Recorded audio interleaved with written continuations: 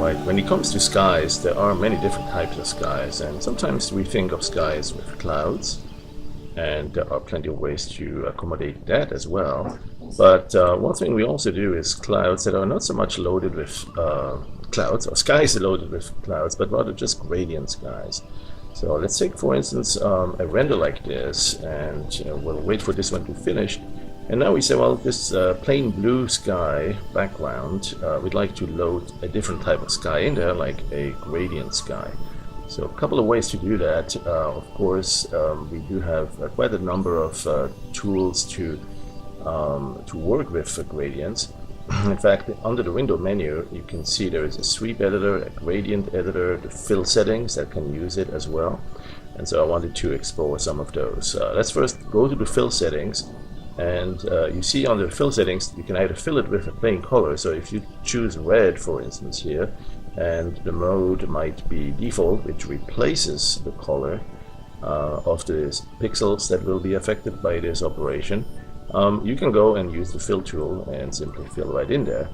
Or you could undo that and use a pattern fill, and that would be one of the fill modes.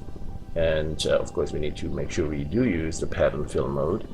And then there is a choice of gradient fills too. So you can have a gradient, and here's the view of the gradient, which you can choose a number of presets. And for instance, you might want to use one of those and have that fill in. Well, this one is horizontal. Let's go to vertical gradient instead and fill it in like that, which is great because you get a little bit of a fog layer there. You might want to adjust though where that level is and how much fog you get, how dense it gets, and what tint it gets, and that sort of thing. So that's definitely something that will call for finer controls. Let's see though what kind of gradients you have. There's quite a number to choose from. Let's see, perhaps this one here. And that's not so much the one we want, but you might want to reverse it. So the sweep editor is definitely a good tool to use. If you don't have it up there, the fill settings will have the option right there. Simply click that and that will open the sweep editor. Same thing that you can also get from the window menu. And there it is, the sweep editor. So with the sweep editor, you get to actually choose the red channel, green channel, and the blue channel, the evolution of these channels, and also the overall value or brightness. And then also the opacity, and so you can make it transparent towards one side and perhaps make it so that the color doesn't really change too much. It gradually reaches this level, and then so if you use that as a fill, you can see that the color it already had will remain there, but you will be able to add a few more bands there. Well, these are too crisp, of course, with no tolerance on where it can go. But you can see using that for additional controls, maybe the value here, to have a couple of alternations on that brightness. Let's go back to opacity and just make sure that the opacity is very thin until the very end. And so you get to kind of create different layers that look a bit like fog or smog layers there. If the orientation is no good, you can reverse it. And so that would basically give you something on the upper end at this point. And that's for the vertical layout. There's a couple of other ways to use that. But whenever you have a need to load a gradient sky, just try that first, right? If you have something like this, for instance, go select it if you want. You don't need to use the fill tool necessarily. You can use a selection mask. So use the magic wand, perhaps with anti-aliasing enabled. And so it will grab, it will select this entire plain sky.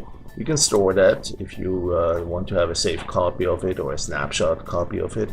Store this, and now you can go paint in there, just with the brush, of course, but you can also paint with other tools, such as, for instance, with the rectangle fill tool. And if the rectangle fill tool is set to fill with the gradient, according to the fill settings here, you'll get that additional level of control here to see how much. Let's see if we reverse the gradient one more time this way, you get to now control where the gradient starts and how far those layers go. So you get a bit more interactive, fine-tuned control there, and you can do that a few times, right? So you can have some additional layers. Maybe you can reduce the the intensity of it with the interactive undo. Then you can do perhaps let's see, opacity. Let's get the opacity down on this side again, so it's not fully opaque on either end of the gradient. And let's get something like this here. Smooth it a little bit, and so now I'm going to simply go like this here on top. I'll do an undo and do that from the outside of the image. There you go. So you can use this to create several layers of additional refined fog, if you want, and create that perfect sky. Of course, one of the very easy ways to just be done in a heartbeat is to go with the gradients and simply choose one of those that's already preset. I like the ones that I see here at the top. If you scroll back to the top here, this one here, you can see where it came from, by the way. It shows you a tooltip, gunmetals, number 5. So it gives you index 4, index 3. So it gives you, basically here you have a collection. There's 8 in each group. 1, 2, 3, 4, 5, 6, 7, 8. So each group here we've named. There's Antique 1, Antique 2. And all of these you can also get in the sweep editor, right? If you are in the sweep editor, and let's say you're looking for this one here. This one is in gunmetals, index 5. So you can see what it did. It just loaded the gunmetals, and there's a total of 8 to choose from here. This one here I really like because you can have the ground color going into the sky color. So let's see if that's, yep, that's exactly what we're talking about. So let's go and undo this and do this right, something like this here. Right, so you can still have a little bit of that that horizon darkness, just a little bit in the lower right corner, or you can have just very dark skies here for a very thin atmosphere.